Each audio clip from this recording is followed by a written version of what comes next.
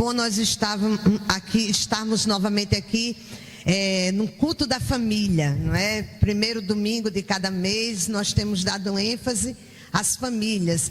E nossas famílias precisam do Senhor. Nós estamos vivendo dias difíceis, principalmente relacionados às nossas famílias. As nossas famílias têm sido bombardeadas de todos os lados, por todos os lados, e nós precisamos orar por elas, trabalhar pedindo ao Senhor que possa completar a obra que Ele já iniciou em nossas casas. Eu queria convidar você para baixar sua cabeça e orar. Eu não posso falar o seu coração, mas o Espírito de Deus que está neste lugar pode falar com você. Ele que ministrou ao meu coração essa palavra, Ele pode também ministrar ao seu coração. Não queira ter entrado aqui e sair sem ouvir a voz de Deus, porque Deus está neste lugar. E se você estiver com os ouvidos abertos para ouvir a sua voz, com certeza Ele irá falar ao seu coração. Pai, nós estamos diante de Ti, na Tua casa, e estamos aqui totalmente dependentes do Senhor. Queremos Te pedir humildemente que Tu fales conosco através da Tua palavra. Que nós tenhamos os olhos e os ouvidos abertos pelo Teu Espírito Santo, que nos convence do pecado, da justiça e do juízo. Eis-nos aqui, Senhor. Fala aos nossos corações, pois nós Te pedimos em nome de Jesus. Amém. Eu queria convidar os amados irmãos para abrirem suas Bíblias em 2 Reis, segundo livro de Reis, capítulo 4. Nós vamos ler do versículo 38 ao 41. O nosso texto ele estará exposto aqui no projetor e eu estarei lendo na NVI, a Nova Versão Internacional. Diz assim a palavra do Senhor. Depois Eliseu voltou a Gilgal. Nesse tempo, a fome assolava a região. Quando os discípulos dos profetas estavam reunidos com ele, ordenou ao seu servo: ponha o caldeirão no fogo e faça um ensopado para estes homens. Um deles foi ao campo apanhar legumes e encontrou uma trepadeira. Apanhou alguns de seus frutos e encheu deles o seu manto. Quando voltou, cortou-os em pedaços e colocou-os no caldeirão do ensopado, embora ninguém soubesse o que era. O ensopado foi servido aos homens, mas logo que o provaram, gritaram: homem de Deus, a morte na panela. E não puderam mais tomá-lo. Então Eliseu pediu um pouco de farinha, colocou no caldeirão e disse: sirvam a todos. E já não havia mais perigo no caldeirão. Eu estava essa semana lendo a Bíblia, eu estou lendo a Bíblia cronológica, e eu estava lendo exatamente esse período do reinado de Israel e o reinado de Judá, em que o profeta Eliseu, ele começa o seu ministério e a trabalhar ali com aquele povo. O povo de Israel estava vivendo um momento de rebelião muito grande. Havia idolatria, havia um distanciamento terrível de Deus. Parece que o povo havia esquecido o Deus que tinha libertado aquela nação ali no Egito, onde eles eram escravos. Havia uma indiferença às palavras dos profetas. A religiosidade que havia naquela nação era uma religiosidade vazia. Interessante que o povo de Judá ainda vivia alguns momentos de comunhão com Deus, porque nesse momento, nesta fase, provavelmente 860 e poucos anos antes de Jesus vir à terra, Naquela fase já havia uma divisão do reino. A nação havia sido dividida em reino do norte e reino do sul. Interessante que a nação de Israel, a parte de Israel, que era a parte norte, as 10 tribos do norte, elas se distanciaram de Deus.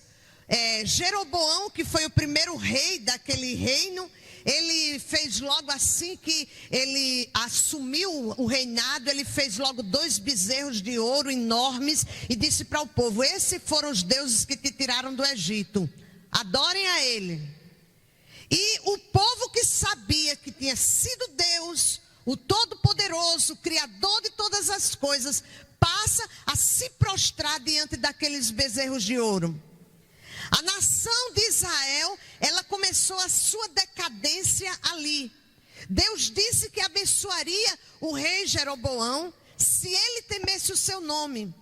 As mesmas coisas que Deus falou para Davi, as mesmas coisas que falou para Salomão, disse também para Jeroboão. Mas ele começou a pecar e colocou toda a nação em pecado. Porque ele tinha medo que o povo descesse para o reino do sul, para Jerusalém, e fosse adorar a Deus no templo. Então ele criou aqueles bezerros, uma questão totalmente política, e disse para aquele povo que eles adorem aqueles deuses, porque eles tinham tirado a nação do Egito. E o povo começa a adorar. As pessoas que não aceitaram de forma nenhuma saíram do reino do norte, foram para o reino do sul, porque em Judá ainda se adorava a Deus. Mas com o passar do tempo, a decadência foi entrando também no reino de Judá.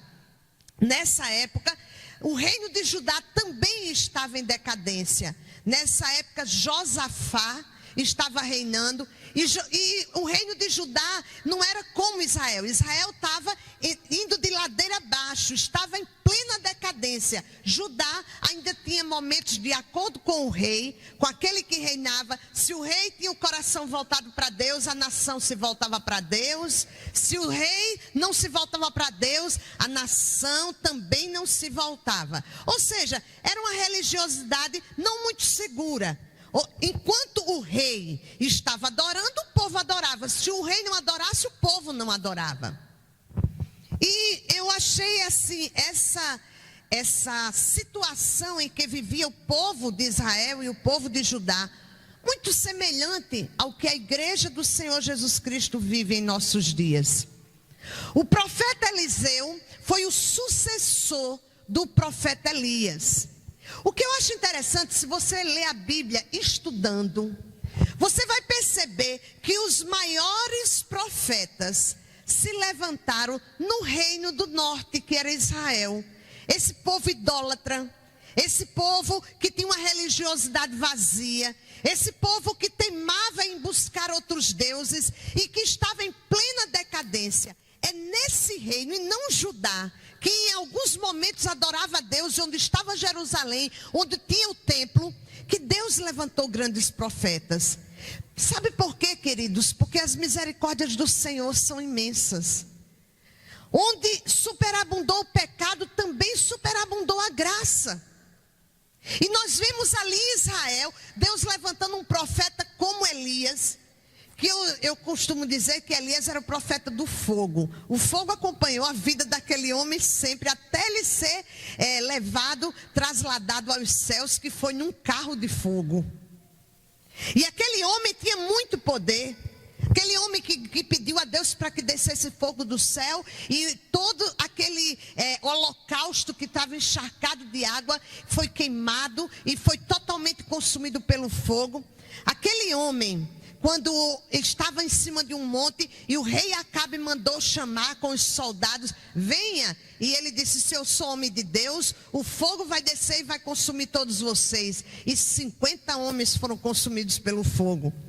O segundo grupo que Acabe mandou, que era para prendê-lo, ele disse a mesma coisa: se sou homem de Deus, vai descer fogo do céu e vai consumir vocês. E desceu fogo do céu e consumiu. Quando Acabe mandou o terceiro grupo com um comandante e 50 soldados, aquele comandante humildemente, reconhecendo que ele era um homem de Deus, se ajoelhou aos seus pés e disse para ele: tenha misericórdia de mim.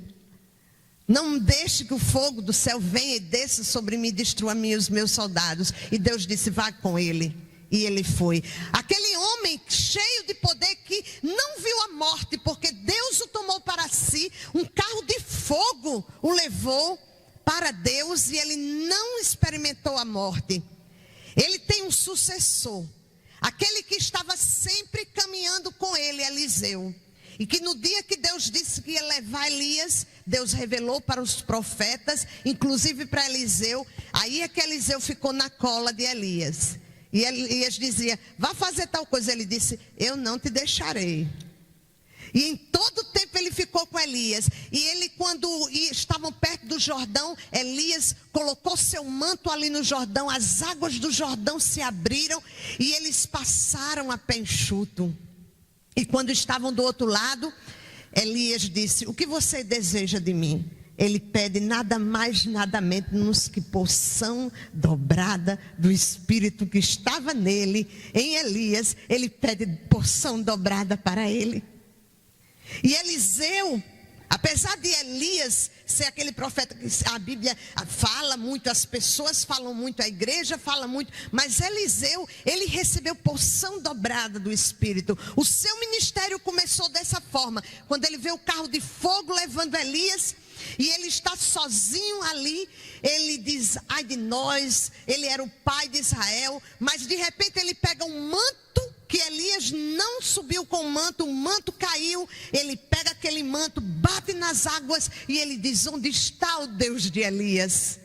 E as águas se abrem, e aquele homem começa o seu ministério cheio de poder, cheio de autoridade, e aquela nação viu a autoridade de Deus sobre ele. Elias orou, pedindo a Deus que houvesse aquela seca, para que as pessoas percebessem que o Deus de Israel não era o Deus de Baal, que eles estavam pedindo chuva. E Elias disse, vai ter uma seca de 3 anos e meio. Já Eliseu disse que vai ter uma seca de 7 anos. Tudo na vida dele foi dobrado. E houve uma seca, essa época que isso aqui aconteceu, foi exatamente na época que ele foi na casa de uma viúva, uma mulher também, que não tinha filho. Lembra, ele orou, a mulher engravidou, a mulher estéril. E depois o filho dela morre, mas ele ora e aquela criança é ressuscitada. Ele diz para aquela mulher sunamita, ele diz assim, olha, você vá para outra terra, porque Deus mandou avisar que aqui haverá 7 anos de seca, para que as pessoas, como se dissesse assim, possam acordar e ver que está em idolatria, está cada vez caminhando para mais longe do Senhor. E quando aconteceu esse episódio que nós lemos, a morte na panela, foi exatamente nesse tempo de uma grande seca, quando 7 anos de seca estavam assolando o povo que estava adormecido em seus pecados. O rei de Israel, na época de Elias, e um pedaço do tempo do ministério de Eliseu foi Acabe. Depois de Acabe veio o seu filho, que continuou nos mesmos pecados. Nessa mesma época, contemporâneo de Acabe, era Josafá. Josafá, ele fez até uma reforma religiosa em Judá. Mandou pregar sobre a palavra para o povo obedecer. Mas Josafá, ele foi meio dúbio. Ele fez aliança com Acabe, que Deus não queria que ele fizesse aliança, porque ele era totalmente contrário a Deus. Acabe, o nome já está dizendo, foi o péssimo rei. Disse que ele foi um dos piores reis de Israel. No tempo dele, ele foi o pior antes de todos os outros.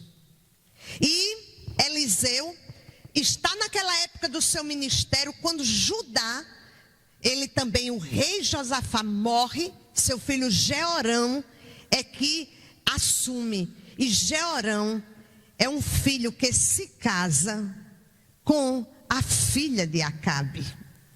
Então Judá também começa a sua decadência espiritual.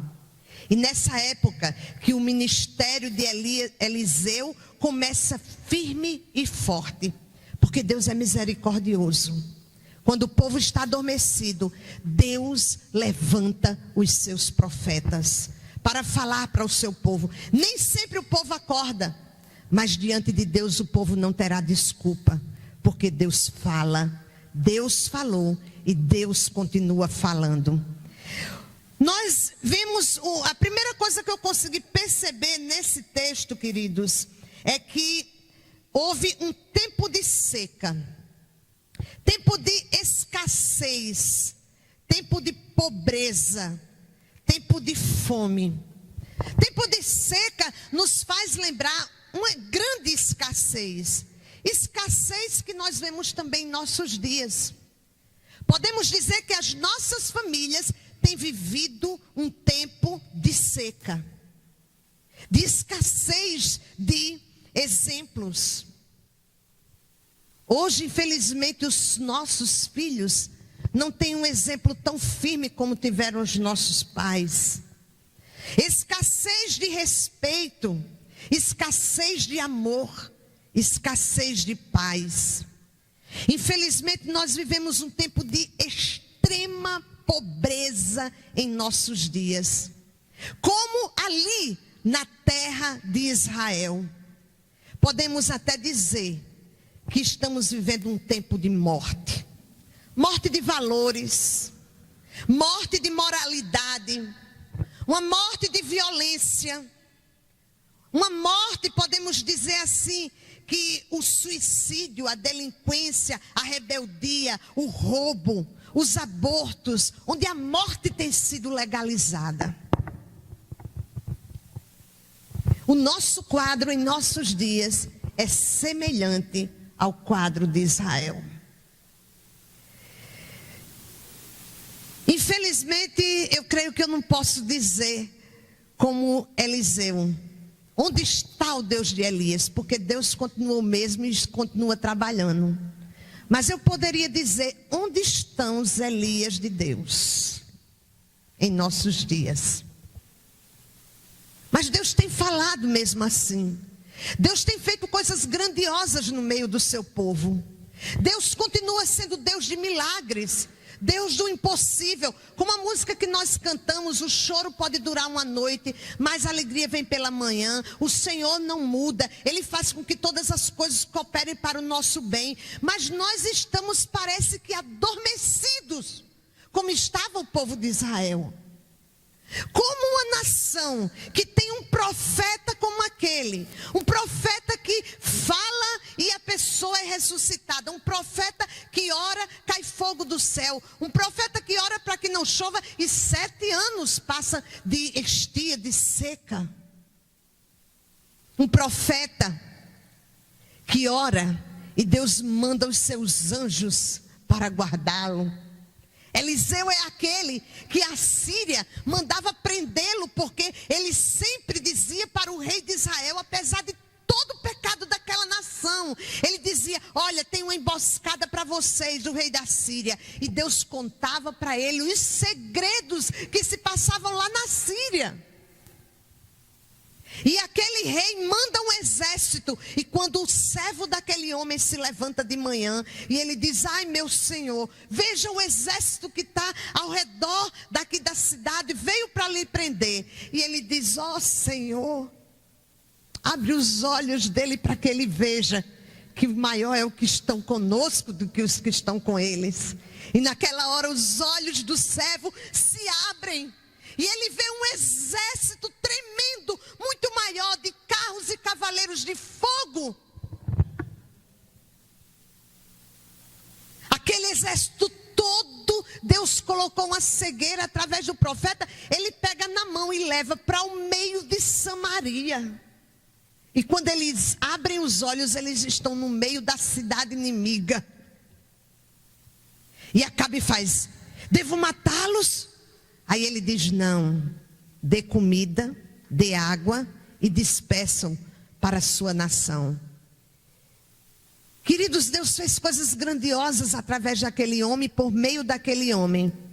Mas o povo e o seu rei continuavam adorando outros deuses, em rebelião e em incredulidade. Por isso eu posso dizer que estamos vivendo dias semelhantes. Deus tem falado. Não apenas domingo após domingo, Ele tem falado diariamente. Deus fala através da sua palavra e parece que nós, como igreja do Senhor Jesus Cristo, estamos escutando. A gente escuta, acredita, mas não muda. Escuta, acredita e continua no pecado. Escuta, acredita e não toma uma posição de mudança. Por isso que eu acredito que estamos vivendo como aqueles dias. E consequentemente estamos desagradando a Deus. Temos vivido um tempo de morte. Um tempo de morte para as famílias. E o tema desta mensagem, como os irmãos viram no início, é a morte na panela. Infelizmente, nós temos deixado a morte entrar dentro das nossas casas. Deus continua falando. Ele está agindo poderosamente. Agora, se os nossos olhos estão vedados e não conseguimos ver, precisamos ainda hoje pedir que o Senhor abra os nossos olhos em nome de Jesus. Porque Ele deseja fazer mudança em nossas famílias. Lendo o texto, a segunda verdade que eu percebi, a primeira que diz que ele estava vivendo um tempo de seca, né? Diz assim, a fome assolava a região. Nossas famílias estão com muita fome. Fome de amor, fome da palavra. Porque nós damos tudo, menos a palavra dentro dos nossos lares. Mas o segundo ponto que eu consigo ver no texto, queridos, é que aquele tempo era também um tempo para alimentar. Era um tempo de alimentar. Como é que pode? Uma época de seca, todo mundo fica como? Com fome. A gente come pouco. Quem lá, principalmente aqui no Nordeste, a gente conhece muito bem a seca. A gente sabe que o preço das coisas aumentam. A gente tem o mesmo dinheiro e não pode comprar mais a mesma coisa, porque tudo fica caro. E em alguns lugares a seca é tão tremenda que há morte por todos os lados. Mas mesmo assim o profeta diz, veja no versículo 38 ainda, o profeta diz, ponha o caldeirão no fogo e faça um ensopado para estes homens. Nesse tempo de seca que nós estamos vivendo, Deus está dizendo, bote comida para este povo. Coloque comida na boca do povo. Deus é Deus de abundância, meus amados irmãos. Deus, Ele não quer que nós vivamos famintos.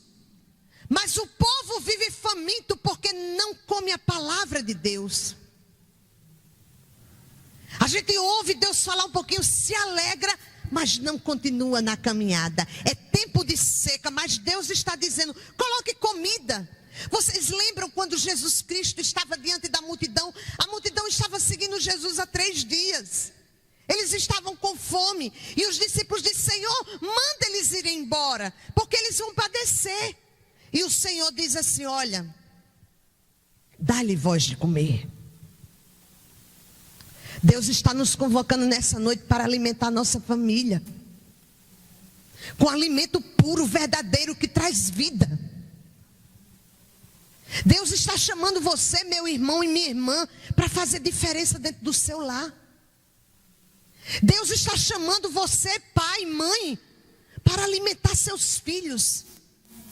Deus está chamando cada um de nós para ser exemplo. Porque também não adianta você ler a Bíblia em casa para os filhos e não ser exemplo. Seu filho vai ver em você o que é andar com Deus. Se você andar tropeçando, ele vai andar com Deus, porque para ele andar com Deus é isso. Se você não tem compromisso, para ele andar com Deus é viver também sem compromisso. Mas chegou a hora, queridos, de alimentar. O nosso Deus, Ele deseja fazer multiplicação em nossa casa. em nossa família.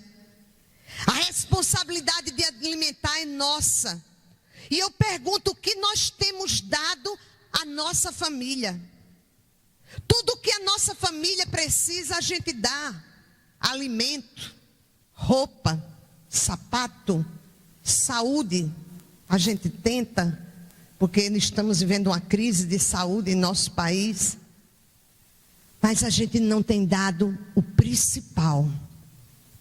Às vezes a nós mesmos e o nosso exemplo. O que você tem dado para alimentar a sua casa e a sua família? O jovem, daqui do texto nós vimos que quando ele ouviu o profeta dizer: ponha o caldeirão no fogo e faça um ensopado para estes homens, ele teve boa vontade, ele foi.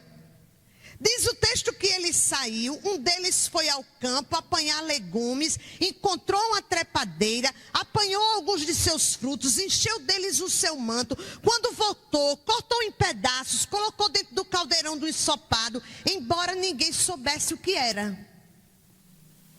Quanto lixo nós estamos deixando entrar dentro da nossa casa.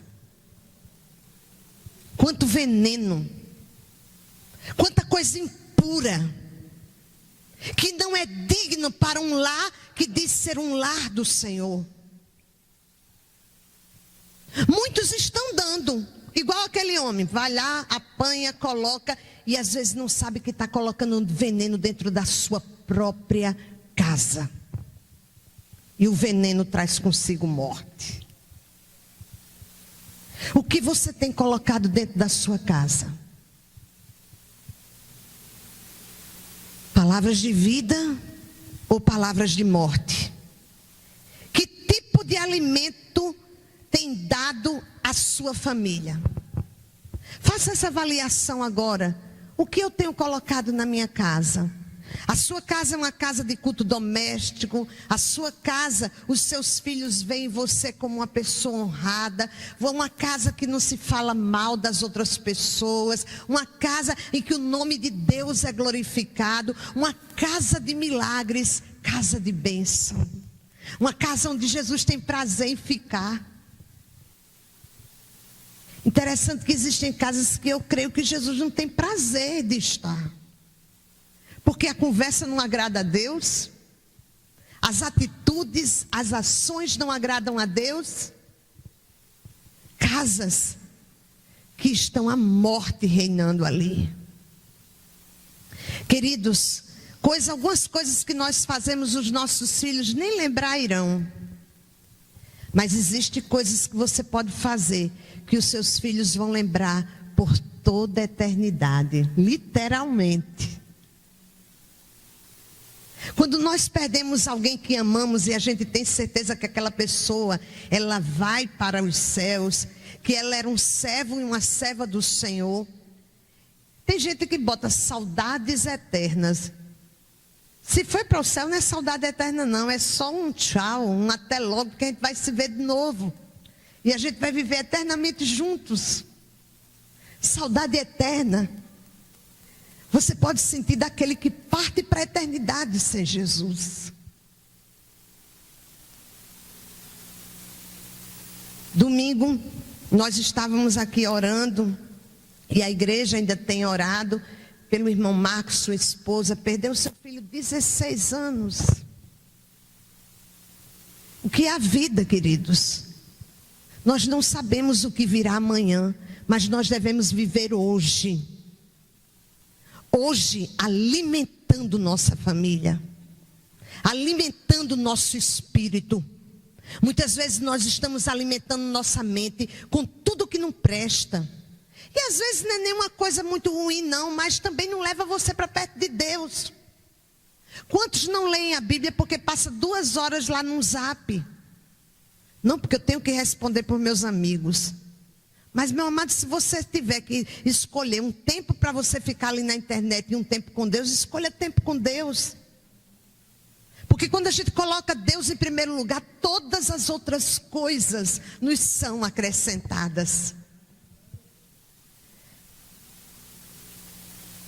Terceiro, tempo de restaurar. Eu consegui ver esses 3 tempos nesse texto.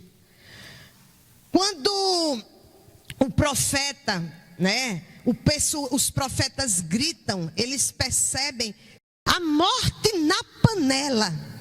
O que eu achei, algumas coisas eu percebi. Que primeiro, houve um reconhecimento que havia morte na panela. Esse versículo 40. Ou seja, eles pediram socorro para o homem de Deus. Nós temos orado tão pouco, meus amados. Quantos não sabem nem o que é um culto de oração? Como nós vamos vencer a morte na panela? Se nós não orarmos, se não tirarmos um tempo para clamar pelas nossas famílias, como nós vamos vencer como igreja, se nós não encontramos tempo para orar por ela?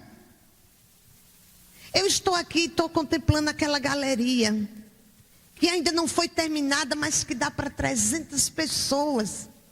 E eu estava aqui no culto pensando, Senhor, quando vamos ver esse templo cheio de pessoas redimidas aos pés de Jesus?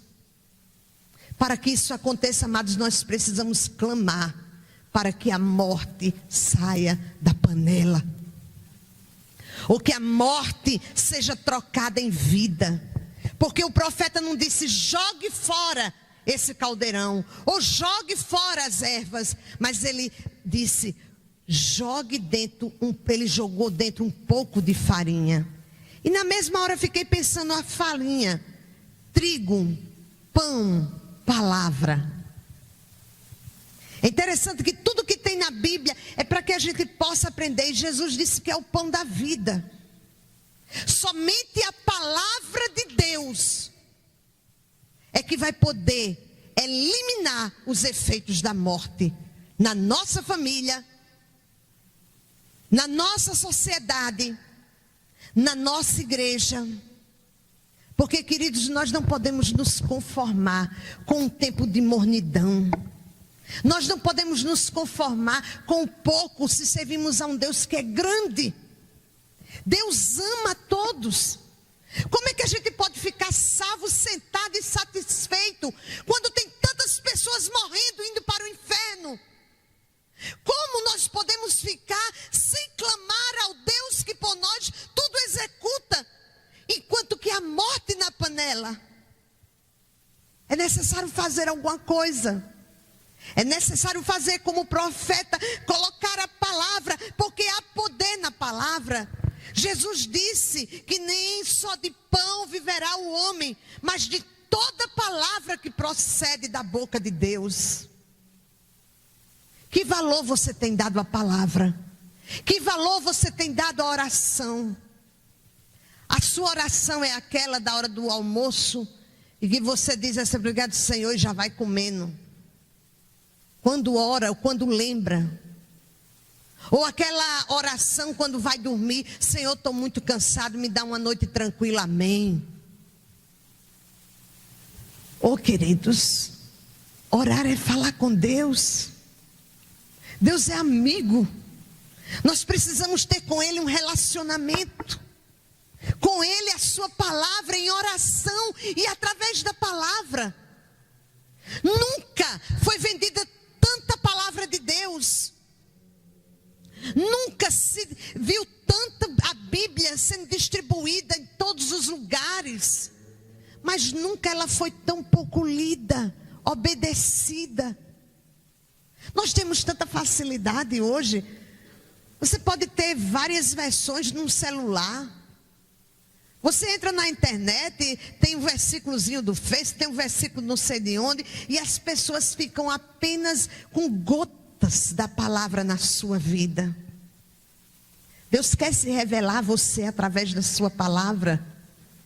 A palavra transforma, trazendo vida. A palavra tira a morte da panela. Mas para que aquela morte que estava na panela fosse eliminada, para que ela fosse eliminada, teve que alguém clamar. Você precisa clamar pela sua casa.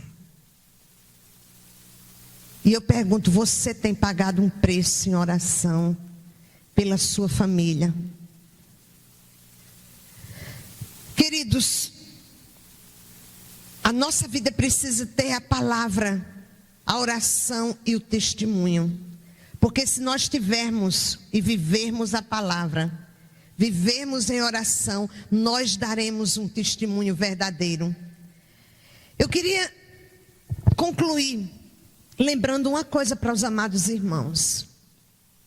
A primeira é que nós estamos vivendo um tempo de seca. Nós estamos vivendo um tempo de seca. E se você não reconhecer isso, vai continuar a sua vida do mesmo jeito. Eu queria poder chegar hoje à noite e dizer assim, mas nós estamos vivendo um novo tempo. Eu queria poder hoje à noite dizer assim, nós não estamos como Israel. Nós adoramos somente a Deus. Será? Eu queria poder dizer que estamos todos colocando Deus em primeiro lugar. Mas a impressão que eu tenho é que Deus está tão distante do primeiro lugar em nossas vidas. E se Ele não for o primeiro, é pura ilusão.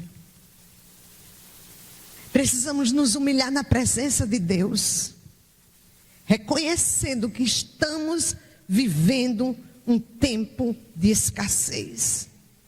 O desejo do meu coração é que nós não venhamos repetir a mesma história do povo de Israel, onde Deus levantava um profeta de poder e o povo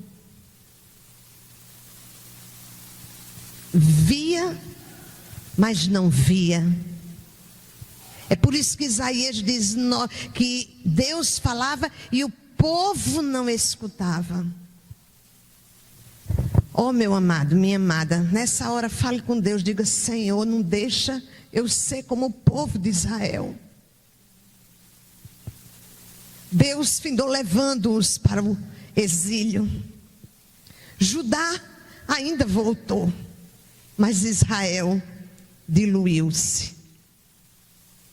Se transformaram nos samaritanos. É hora de acordar, queridos. Deus é o Senhor do tempo. E Ele pode mandar chuva para a sua igreja. Ele pode mandar chuva para a nossa família. Ele pode regar a nossa vida. Para que nós possamos dar fruto. E muito fruto. Não podemos nos conformar vendo nossas famílias caminhando para o inferno. A não ser que você acredite que a religiosidade salva. A não ser que você acredite que vir apenas aos domingos a igreja vai lhe levar para o céu.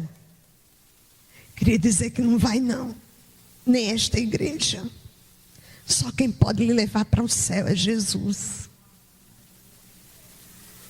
E Ele disse, quem quer vir após mim, negue-se a si mesmo. Tome cada dia a sua cruz e siga-me.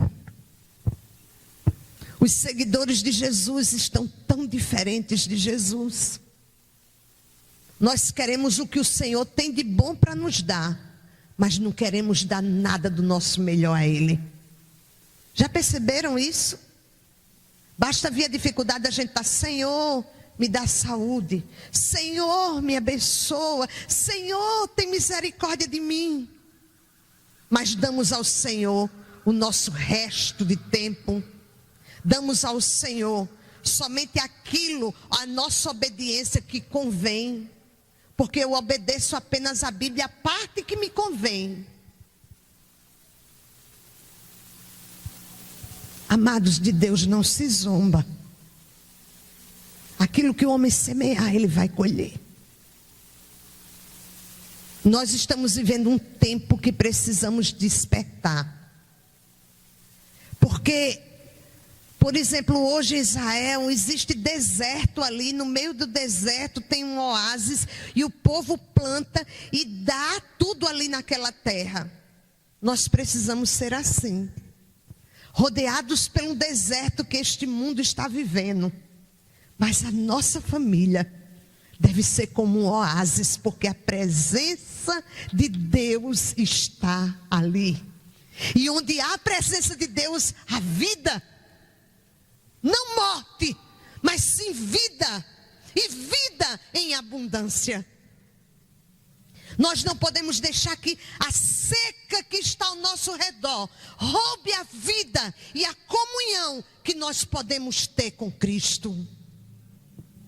Segundo, nós precisamos também acordar para perceber que esse é o tempo que Deus está nos chamando para alimentar nosso povo, alimentar nossa casa.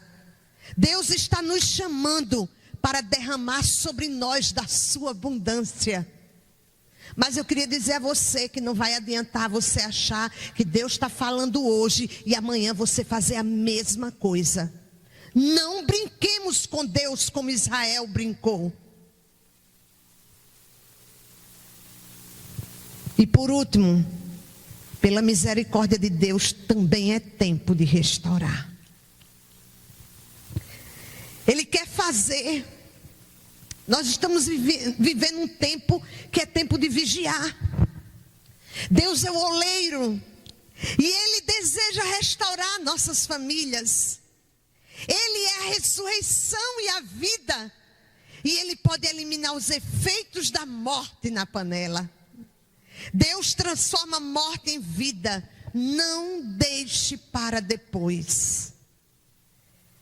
Por isso é que se diz: se hoje ouvirem a sua voz, não endureça o coração como na rebelião. Um profeta como Eliseu, se dependesse da palavra do profeta, toda aquela nação teria se arrependido dos seus pecados. Não vai depender da palavra do profeta e nem do poder de Deus agindo milagrosamente. Se você estiver longe de Deus, você está dormindo. E quem está dormindo não vê a vida passando. Pior que muitos nem dormindo estão. Muitos estão mortos. Quase mortos. É como se estivesse na UTI em estado de coma. Que você pode colocar, enfiar uma agulha e não sente nada. Que Deus tenha misericórdia de nós. Porque há morte na panela. Eu digo sem medo de errar. Há morte na panela. E se nós não nos humilharmos diante de Deus, pedindo misericórdia pela nossa casa, pela nossa família, pela nossa igreja, pela nossa nação, a morte vai continuar se alastrando. E ela vai tomar muitos. Queria convidar você nesse momento para orar. Para Israel não houve solução, apesar de tudo que Deus fez. Mas Deus deseja fazer. Deus nunca mandou um profeta para falar ao povo sem ter nele o desejo de agir. Ele inclusive disse: eu procurei no meio de Israel para tapar a brecha e não achei. Isso é triste. Deus queria restaurar Israel, mas Ele não encontrou um para estar na brecha. Que você possa orar agora dizendo: Senhor, eu quero ser esse que vai estar na brecha, clamando pela minha casa, clamando pela minha igreja, clamando pela minha nação, para que Tu possas trazer vida, Senhor. Deus está dizendo nessa noite: desperta, ó tu que dormes, levanta dentre os mortos e Cristo te iluminará. Que Ele tenha misericórdia de nós. Pai, nós nos colocamos diante do Teu altar. Nessa hora, eu lembro da oração de Daniel. Ali no exílio, quando viu o pecado que estava vivendo o seu povo exilado. E ele, para clamar a ti, ele disse: Senhor, nós pecamos e em nós só há alcorada e vergonha. Nessa hora, Senhor, também há alcorada e vergonha, porque tu que és a vida, tu que és a ressurreição, tu que estás com os teus braços abertos, tu que chamas, vinde a mim. Mesmo assim, Senhor, há morte na panela, porque não reconhecemos, não clamamos e não colocamos a tua palavra em nossas vidas. Senhor, tem misericórdia das famílias, tem misericórdia das crianças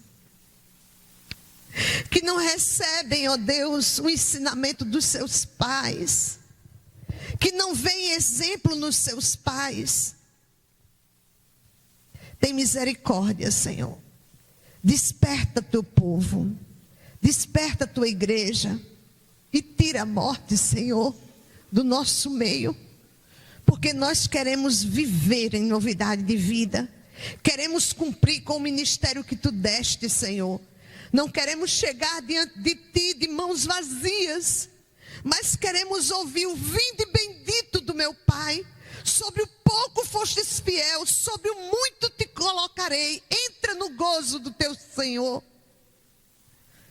Ó Senhor, tem misericórdia de nós. Tem misericórdia enquanto há tempo,